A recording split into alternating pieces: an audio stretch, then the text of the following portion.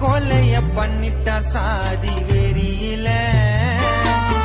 இது போல எவ்வளவு உயிர் போச்சுன்னு தெரியல ஆணவ கொலைய பண்ணிட்டா சாதி வெறியில இது போல எவ்வளவு உயிர் போச்சுன்னு தெரியல மனிதனையும் மனிதன மதிக்கணுங்க சாதி சாக்கடைய அடியோடு அழிக்கணுங்க சாக பிறந்த நமக்கு எதுக்கு வேணும் சாதி